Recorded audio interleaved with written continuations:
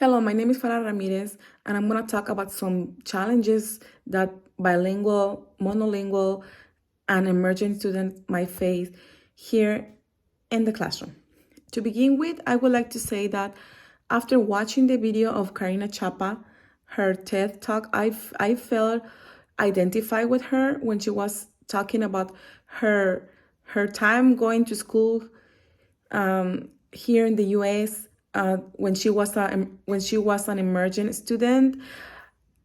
I think that when I was watching it, at the same time, I was thinking like, "Hey, that's me right there." She's saying that she feels not smart enough to be in the classroom as a monolingual student. That's me. I feel the same way, and even though I'm not a shy person, sometimes I just stay quiet because I don't want to make a mistake or saying the wrong thing, and that's kind of like a barrier for some of the emerging bilinguals as me, as I consider myself. Uh, that's one of the challenges that they might face. We don't feel sometimes we don't feel smart enough to be in the same classroom as other students, other monolingual students. For the bilingual students, I believe that some of the other challenges that they can face is that, as we have learned, some of the Hispanics students, of course, like, they speak Spanish, and Spanish is seen as a second-class language, and the bilingual students sometimes they feel embarrassed of their own language and they don't want to embrace it. They don't want to talk in front of others, or they just feel that that's a language that they're not going to talk anymore because they don't need it, because they already know how to speak English. And of course, to be successful here in the US, we need to speak English, right? Well, while I was reading chapter 8, I was surprised to learn that some old theories were about language development were explained how limited can our brain be, right? For example, when I was reading about the balance theory, I read that the brain can be seen as kind of like a seesaw, right? Where on one side we have language one, our native language, and on the other side we have language two, the language that we're learning. And the most that you want to learn the other language, the second language, the language one will have to decrease in order for the language two to grow.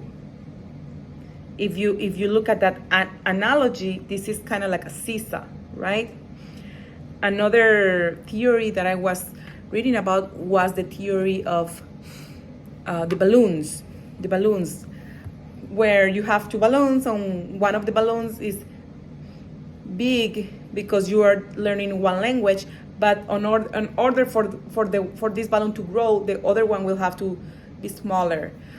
So on this model that is called separate underlying proficiency, SUP, the two languages are seen divided. They're not connected. They can be together. It's either one or the other one.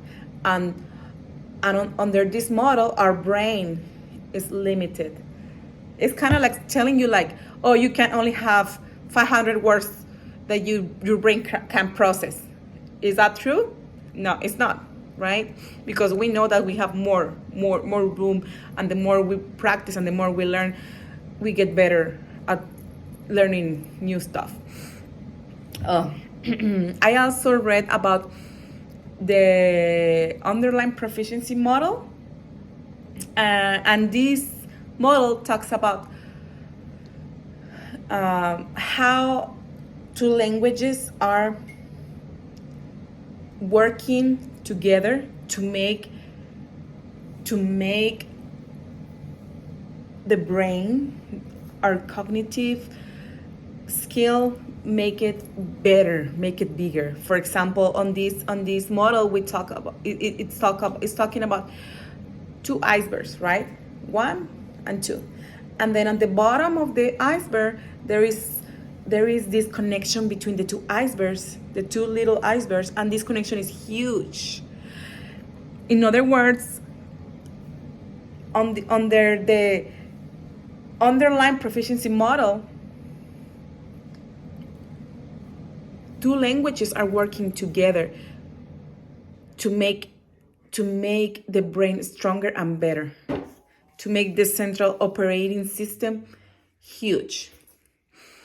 For example, when a bilingual student is learning something new, something about math, right? Let's talk about math. They're learning something new about math. They're learning addition, and they're learning it on the second language. They don't have to go back and translate everything that they have learned to their first language, because our brain is processing the information, and the brain is telling you, okay, now you know this, and you can transfer this information automatically, and it doesn't matter the language that you're using, you can still function. And that's one of the benefits that bilingual students have, right? Eventually, when they become fluently on both of the languages. And I think because bilingual students are seen as well as more academically functioning, because they work on both languages. I think that's one of the challenges that monolingual students face, because okay, they know a lot of things. Their brain is working academically on one language, but they're not developing nothing else, just one part, everything that they know about one language. And that's one of the challenges for a monolingual student. That's why I think that we need to encourage our bilingual students to keep learning and don't give up, and keep practicing every single time, and that's it for me. Thank you for watching this video. I hope you like it. Bye.